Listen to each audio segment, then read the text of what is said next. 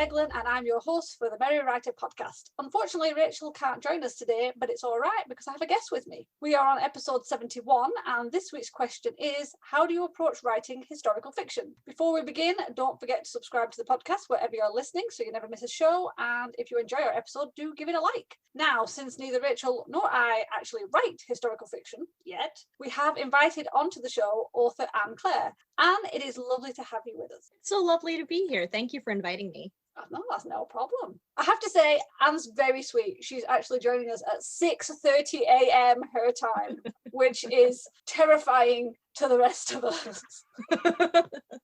But with that said, tell us a bit about your writing background, like how long you've been writing, when did you start, anything like that. Absolutely. I've always enjoyed writing. It was something, I think a lot of people have the same story. I started when I was little and wrote little stories, and I used to dictate to my cousin and then I'd illustrate and put them together and things like that. I didn't really pursue it as an adult, at least not toward publication, because I wanted to be a teacher since I was 7 years old. Aimed everything toward that, and that kept me quite busy for a long time. But I still kind of got to keep up with the writing a little bit as I worked with my students in creative writing and things like that. But again, I didn't really have a chance to pursue it until when I took some time off from teaching to be a stay-at-home mom when my second child was born. I was home a lot more, and it wasn't like there was much spare time. But in, 2016, our household plumbing broke, which was awful. Yeah. And Yes, it was months of a third of our house being closed off and everything packed into one room. And I had the 3 kids and I all together all the time. And we couldn't really go anywhere because my husband was commuting and repair people were coming at all hours and the bills were mounting. And it was just insanely stressful. And that's when writing came back, which was kind of an awesome surprise blessing out of the whole thing. I ended up needing some escapism. I had this crazy dream of this story set in World War II, and I just wanted to go somewhere, but I couldn't. So I started writing it down in journals and things like that for fun. And after I got about 2/3 of the way through, I thought I could probably turn this into a book. And that's where it started. It obviously took a lot of work after that first draft because it was terrible. But yeah, so since that time, I've been blogging and working on, my second novel. I am a slow novelist with still kids and now some part-time teaching. But yeah, that's kind of how I got back into it, and I'm pretty well hooked. So I can appreciate the stress of something like that happening. I mean, about 8 months ago, we had to completely change our heating system. We had to rip out, we had oil central heating, so that all had to come out. So the gas central heating had been put in, the road was drilled up. It took months, and then we had to have the electrics done in the whole house. So I mean, emptying the entire house into somebody else's basement and getting up at like 6 in the morning to get out of the guy's way. Yeah. And it feels like it's still gone on. There's just been things. So the idea of like being condensed down into one room with I don't have children, so I can't imagine children who obviously want attention and want to play. And no wonder you had the writing outlet come rushing back in. It was, we need to do something here, something that, yes. Oh, yeah, home repair is not fun. No, I can 100% attest to that. I am sick to death of them already. Oh. But with that said, let us dive into this topic of historical fiction. So how do you go about researching before you actually start writing? That's a great question. And honestly, with that first book, since it was sort of, a spur of the moment start, I did not do that well, which I wouldn't advise just researching as you go, because of course I went into this thinking, well, it's World War II. We learned about that in school. I kind of know what's going on with that. So I started writing and immediately started hitting walls of all these things. Like, what is that word? I didn't even know what Dunkirk was when that came up as a reference. That's not as much, it's not as much, I wouldn't say it's not as much of a big deal in the US, but it wasn't covered, I don't think, or maybe I just forgot it. Everyone keeps mentioning this. I should probably look it up. And that was the moment when I thought, I need to study a lot. And yes, so with that first book, I had to redo so much of the timeline and rewrite huge chunks of it because nothing matched up. So now the process that I've found works a little bit better is, first of all, going into it with a good idea of what time and place I want my characters to be in, pick some interesting events and some interesting locales, and then try and read up on that time and place ahead of time a little bit. I like to try and find some firsthand accounts from the era, especially. I love being able to find the people who lived it. And of course, those books don't always have the benefit of hindsight and things like that. And, there might be factual things that have come out since then that are off, but it really helps to give a flavor for what the era was like, the language and the speech cadences and the terminology and things like that. Now, I have an advantage in writing historical fiction that happened in the 20th century, of course. Not everybody, if you're in medieval days and things, that's probably going to be a little less accessible, but that's where the internet is really one of those wonderful, wonderful things if it behaves itself and if you're able to find good things, because there are accesses to so many different sources. Of course, providing you can find reliable sources to work with. Yeah, that's it. That's a big part of it. And then I also work on finding a lot of different nonfiction sources and just try and get a good broad picture of what's going on with world events in that time and in that specific era and area. And then I tend to just sort of do the first draft and go down lots of rabbit holes as I do it and try and double check things. But then with the second draft, I go through and highlight all of the things that I need to look up. And it's ridiculous. I mean, literally hundreds of things. And it can be just a one sentence, throwaway sentence. But if I don't have the shoes right, or I don't have the right, someone's going to know. So that's kind of the second round and the third round and the fourth round and on forever. You're not encouraging me to start writing historical fiction right now. I'm sorry. But the lovely thing, this might be a better encouragement, is that when the plot gets a little sticky and you're not quite sure what you want to happen, the history can really help drive it, because you can find just these fascinating little details like, oh, at this time, these people were here. Well, what if my character runs into some of them? Or at this time, if it's medieval fiction or something, you could have someone new ascending the throne and how that would impact things, or different holidays, or, the history can really help enrich the fiction and also drive it forward. So the world building's there for you, I guess, unlike, fantasy and other genres. You just have to mine for it. Yeah. So going on from that, do you pick like an era you think, I really like the idea of like World War II, and then as you research it, a plot comes? Or do you have a basic idea of a plot with characters saying, I want this character to, go on a journey, what would fit? And then you sort of fit the plot into that. Which way do you do that? I tend to have a basic plot first. Well, the first book I had that dream, which was sort of the climax of the story, and just turned into, well, how could these people end up in this alleyway with all these things happening? With the second one, which I'm almost ready to release, that was more of a question of, all right, can I give you a little history? Yep, go for it. Okay, all right. So I've mostly focused on Italy in World War II, largely because, and this is silly, but when I started doing research anyway, I thought, let's learn about an area I really don't know anything about. So I started researching the history of Italy in World War II because I didn't know much about it, and I thought it would be an interesting area. I'd never seen a lot of writing on it. And there's a section of the battle where the Allies had stalled because they were all moving northward through Italy, and they stalled at this line of German defenses. And so the idea came forth from the higher ups to send a group of American and British troops sailing around the line and coming behind on this beachhead called Anzio. And in theory, okay, they come in from behind and everyone attacks from the front and you break through and it's all done. It didn't work out that way because the guys on the beachhead got stranded basically for 5 months because they didn't have enough people.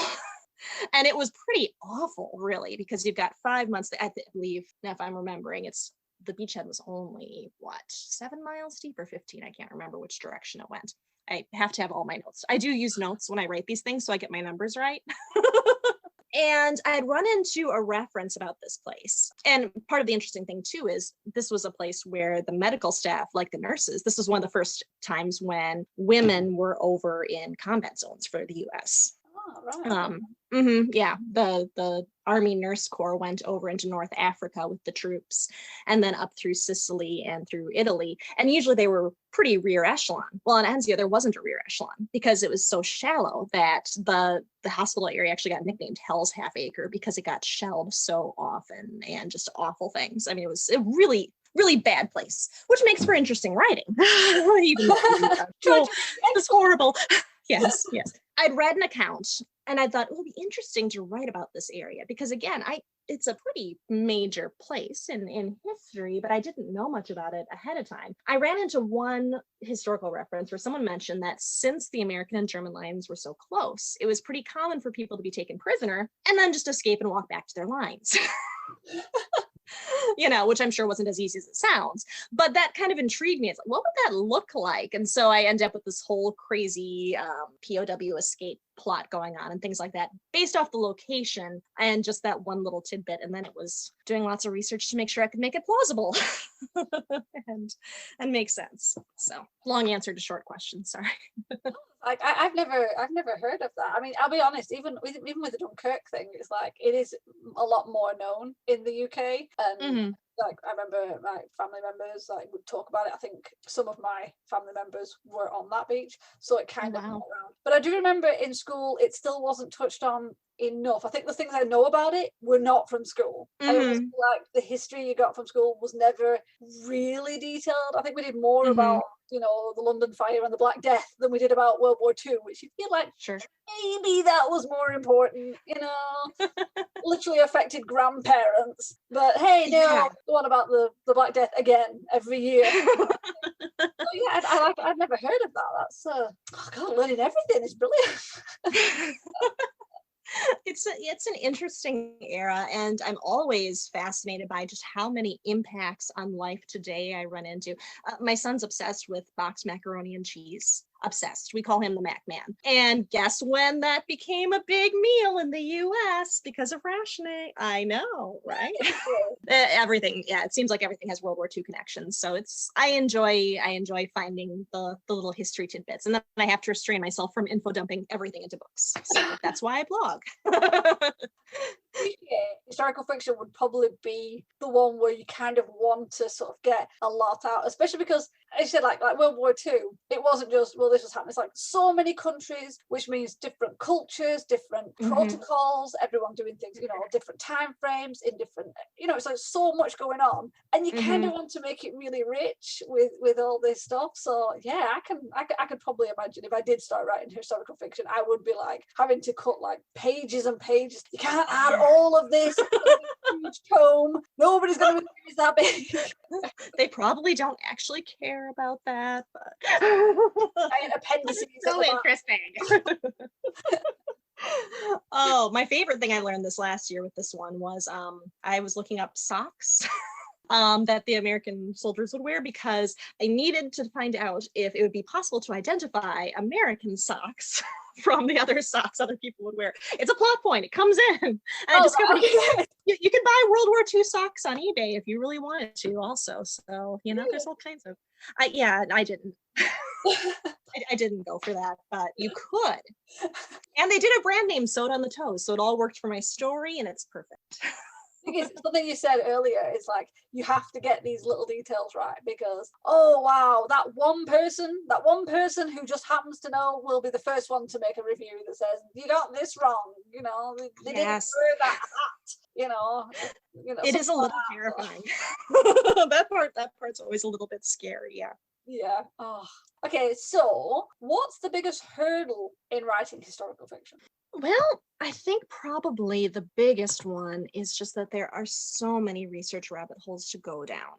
I mean, you could spend so much time on individual sentences. And while the internet's a tremendous help, of course, not all sources are created equal. You have to look at where they come from because you can have some, wonderful, tremendous resources. I mean, there's a lot of great stuff out there. Again, 20th century fiction. The Imperial War Museums have wonderful archives online, and that's so helpful. And the U.S. Center of Military History has like entire battle records and things you can read through. So if you've got a character in that, you can pretty well put them into the right places, and there's lots of books and things, but it takes a lot of culling, and you can find a lot of sources that don't cite where they're from, and so you don't actually know if, well, is this any good, is this not? That's a great tidbit, but I have no idea if they made it up or not.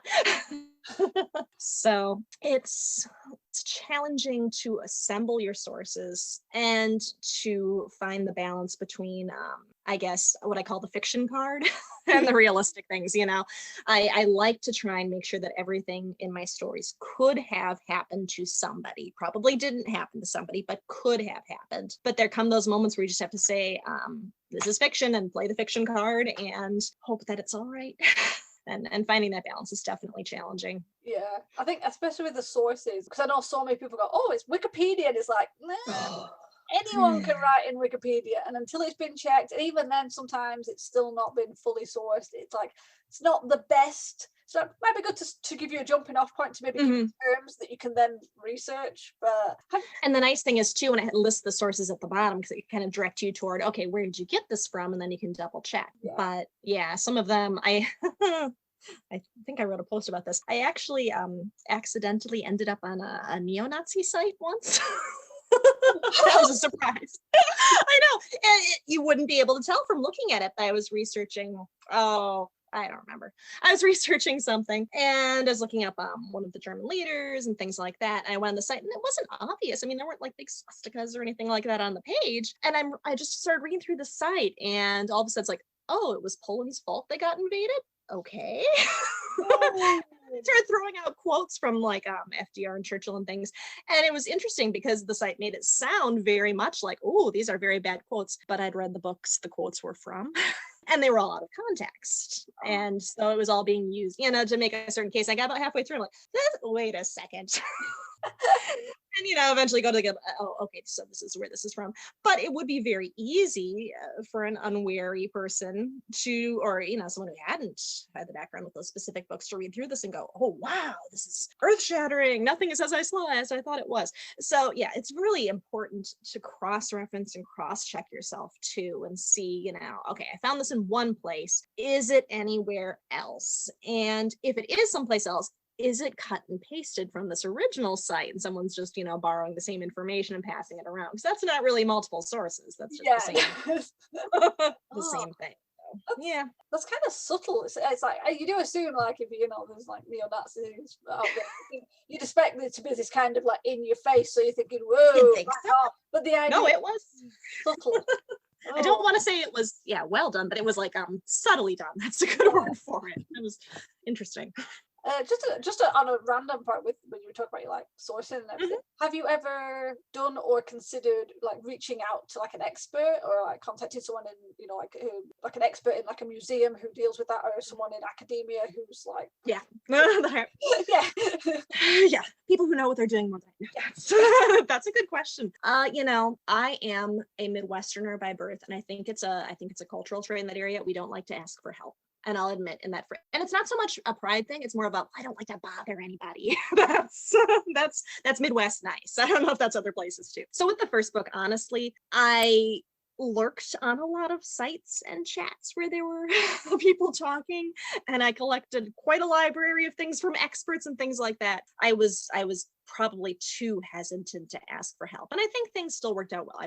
I've had very good feedback from people from the areas and people with some know-how and stuff like that. But I think I made it a lot harder on myself than I probably had to. And it would have been good to ask other people a little bit more. After I decided that it wasn't going to be just a one book thing, yes, I've worked more on reaching out to people. Working also on a novella, and actually I found some great contacts actually in my state, which is exciting for me. Hey, there's some stuff in the United States that I could visit instead of using the internet and looking at things. And the lovely thing is that people who are into history, and I think I'm hoping this is general to most people, but especially I've noticed in World War II history, people who are interested in it, they like to talk about it. They like to share what they know about it because this is the thing they're into, and who else are they going to talk to about it? And hopefully it's the same with other historical fiction eras as well. But yeah, the lady I spoke to at that museum sent me PowerPoints for presentations she does, and sent me books that she likes to use for sources and all kinds of stuff, and has been there for questions. Another really valuable resource I've found too is an authors group that I'm on through Facebook. Actually, there's a Second World War II club on there, which I don't remember where I found it. It's been a while, but it's tons of different authors who write in this era, and several of them are nonfiction authors and historians, and several of them are fiction authors and things like that. And that's been a tremendous resource. And a number of them are people who lived over there during this time. This last book, I had to find out about car starters, German trucks, and how they started and things like that, because they didn't all use keys, or many of them didn't use keys, especially military vehicles. They'd have a starter or even the crank. And I was able to network with this lady whose husband was a driver of British vehicles, I think, around that era, but he'd also driven German. Yeah, just all these weird connections and all these little things.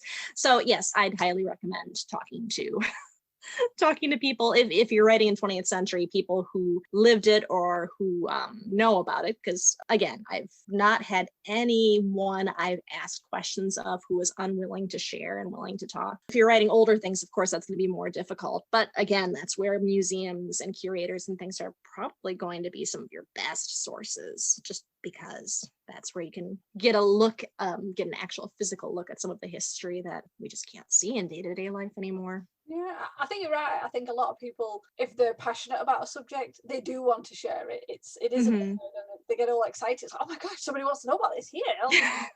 Yes. Come on the tour kind of feeling. So like, yeah, I can that'd be quite. Yeah, it's quite good that people are so willing to be open with their knowledge, and like you said, giving you books that they got sources out of. That's brilliant, because then you've got time to go back and do your own research, knowing that it's a really good source that they've recommended. So. Yeah. Okay, this may be the last question, although I'm aware that I've been throwing in extra questions. So this. No worries. I like to talk. If you. Okay, in that case, what advice would you give someone who is interested in writing historical fiction? Okay, first of all, I'd say my first advice is, when you're considering it, think about your era, think about what you want to write, and do see what you can do for networking. Look into what resources you're going to have available, if there's anything in your area, or if there's something that you can access online. Like we talked about, if there are museums in the area or curators or things like that. There are so many wonderful sources available, and a lot of them are online now, which is great. In the US, there's a lot in the National Archives and the Library of Congress that you can access online. Some of it's on site, but there's a lot out there if you are willing to dig for it. Or one of my favorite resources for World War II in Britain was BBC did this thing called the People's War Archives, where they just interviewed people. Yes, it's amazing. Oh, I could read. Yeah, it's a rabbit hole. I could go down for a really, really long time, so I try not to go there.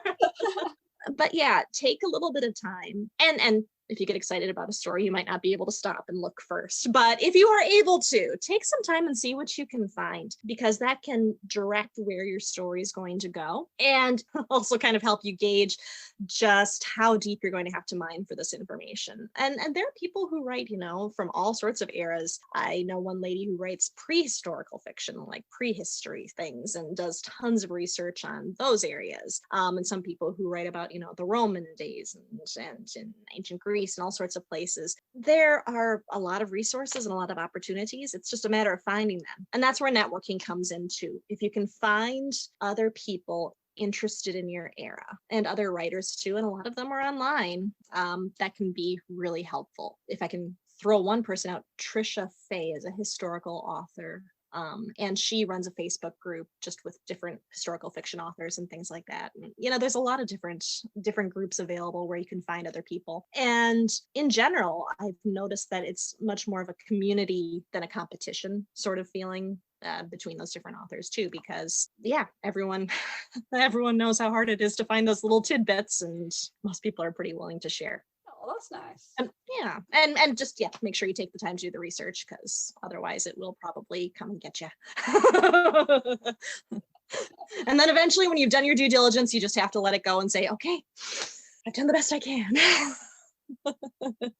Actually, I can imagine historical fiction is one of the hardest genres to go, okay, it's done. Because, like, I mean, I write fantasy, and so obviously my research is into more simple things like, you know, what is the pieces of a saddle on a horse kind of thing, because I might stick a horse in there, or something simple like that. I don't need to have something so intense as a historical era. And even then, I can still get caught up with, like, well, would the sun be that high on this day in this month? And I can little tiny things, and it can still be quite a lot of research. So Oh yes. excessive amounts of research needed, and I can imagine there's always that, like, no, I need to check something else. I need to check something else. Is that right? Is that right? I sent my second one to my formatter, and I've been having nightmares that I forgot something. So yeah, hopefully not. But no, well, fantasy with all the world building, you have to be consistent though, especially if there's magic systems and things like that. See, I enjoy reading fantasy, but yeah, I like having the framework of the history built for me already, because everything, anytime I've tried to write fantasy things, it just turns into Tolkien, who I love, but it's like, nah, I can't do it. Oh yeah. So it's pretty incredible that I just end up with a world book, and it's like goes down like currencies, and then it's like different types of travel depending on different areas, because not everyone has access to the same type of travel. And then if I throw in language, and it can get to the point where you're thinking, oh, I've got a world book that's like 400 pages long, and I guarantee I'm going to use about 10% of that. Like you said, little tiny throwaway sentence, but it's in there, you know. But if anyone asks, you know. Well, yes, I do know how long it would take to get from here to here. Yeah, caught out with reader questions of throwing out something ridiculous. Let's get my world. That is fantastic. So I'm going to throw in another question, because I feel thinking about like the books you write and the amount of research, just on a rough basis, because I appreciate it's different for everyone and depending on the story and everything, but how long does it usually take you to do research? Is it like the most amount is research and then writing is actually a lot smaller than the amount of time given to research, or is it kind of equal? Or oh, I don't even know. I think that depending on, I think the length of time you spend writing historical fiction is going to pay off, if that makes sense. With the first book, again, like I said, I was coming in pretty much from scratch and picking up, you know, the big broad books. I mean, one of the first things I grabbed was like Churchill's History of the Second World War. I'm like, all right, this should cover a lot of it. And that took a while, but it did cover a lot of it. But then with my second book, since I chose to also set it in Italy, I had some background knowledge. And so the research, while still tricky, because just of different things I was trying to look into, the medical systems and how the tents would be laid out and what the German medical system looked like, which is hard to find because a lot of the info on the German side of things is mostly with the camps and the atrocities and things like that versus the everyday. It was not as arduous though, because I already had an idea of the background. So I'd say, you know, God willing, we get to a third book someday. If I'm in that same area, there's a lot to build off of, which would make it easier, if that makes sense. You're not starting from scratch each time if you're in the same era. However, it also depends on, you know, what era you're picking, because if you look at World War II, I'd like to do some writing at some point in the Pacific theater as well, because that's one of those areas that doesn't get covered as much. But that means learning about islands and jungle terrain and geography of a whole, you know, different continent if we're getting over into Asia and things like that. So I'd say that writing and research are probably about equal for me, because they just go hand in hand. I'll write things and I'll get on a groove and I'll be in my character's head and it'll be fine. And then, but what vehicle would they drive from here to there? So yeah. I think that, yeah, if you're writing in the same era for a while, it's going to not necessarily, I would say, get easier, or at least get a little bit smoother as you go. At least I hope so. If people are trying to do historical fiction, I can imagine doing the first book would be the hardest, because if you've never done that kind of research, it can be quite overwhelming, which is why I asked that question, just to kind of give you an idea, because obviously if you're going in from like a fiction, a contemporary standpoint or like a fantasy standpoint, it's not the same level, and people might be going, oh yeah, I can do that, and then they hit with this wall of, oh my gosh, there's so much research. But I think as you get into a groove with it, and then you figure out the best ways of kind of like compartmentalizing your information and everything, it probably does get a little bit easier. But You don't have to buy the research books all over again. Which is good because my house isn't that big. And the books are. yeah, they're big, huge things. Oh, no. Yes, the library is my friend. When it's open again. Ours is finally reopening, so that's good. I was able to look at microfilm for the first time a little while ago. I felt like a spy. It's like, I'm reading microfilm. Oh, we don't have anything that fancy over here. It was just a big machine at the library, and the poor librarian couldn't figure out how to get it correct, so it's all a mirror image. So I was trying to make out the dates. And I'd take pictures of all the screens on my phone and take it home and flip it all on my computer so I could actually read the newspaper articles. It was spyish, doesn't it? It was a I know. I should wear a trench coat or something. But it was summer, so it was warm, No, this has been brilliant. It's like I have read a few historical fiction books, and I do like the idea of trying my hand at other genres. So to get someone in who has done it, to be able to sort of like pick your brain, this has given me a lot of like ideas for the future, which is bad because I already have too many ideas in fantasy. I probably shouldn't be throwing in historical fiction. No, more ideas is good. More ideas are good. Need to actually finish something. That's what I need to do. Oh yeah. I really appreciate you coming on to the show and answering the many questions I just kept throwing at you.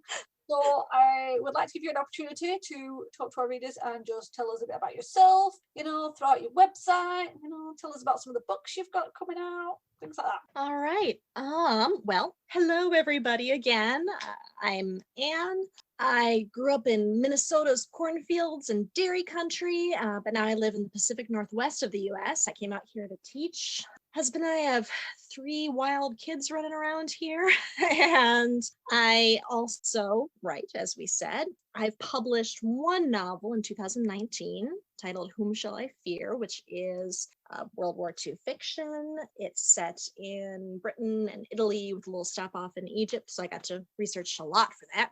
My second novel, Where Shall I Flee, which is the one set up around the Anzio beachhead with all kinds of crazy escape stuff, should be coming out at the end of summer. It's with my formatter, and yeah, it's almost time to release it into the wild. And they're available on Amazon in paperback and ebook, and also on Kindle Unlimited. I'm working on other projects as well, but for information on those, probably the easiest place to go is my WordPress site, where I run a blog at thenaptimeauthor.wordpress.com, because I started writing it when my kids still took naps. It's a little outdated, but I still dream of taking naps, so I guess it works. And there I blog about World War II history, writing, and other odds and ends. Or if you're on Facebook, I also have an author page there called Anne Clare, sharing stories of the Second World War. And if you like World War II fiction, I definitely recommend the Second World War Club group there as well. And if you end up on that, I'll see ya, because there are lots of good sources there. And I have many books to read this summer from that site. And I think that's about it. Okay, as always, all of the links and books and websites that have been mentioned will be listed in the description below, so you can click to them and whiz over and have a look. We'll definitely make sure to do that. I hope you enjoyed this episode. Do let us know if you write historical fiction or if you would like to. We'd love to hear from you. Put it in the comments or on Twitter using the hashtag #TheMerryWriterPodcast. If you want to get yourself some extra content, head on over to our Patreon page at patreon.com/TheMerryWriterPodcast. You can support our show for as little as $1 a month and get some extra bonus content. Tune in next week for another episode of the Merry Writer Podcast, where we ask all the right questions. Thanks for listening. Bye. Bye. This podcast is brought to you by Sticky Notes. Our walls are covered. The music titled Inspired is by Kevin MacLeod, licensed under Creative Commons 4.0.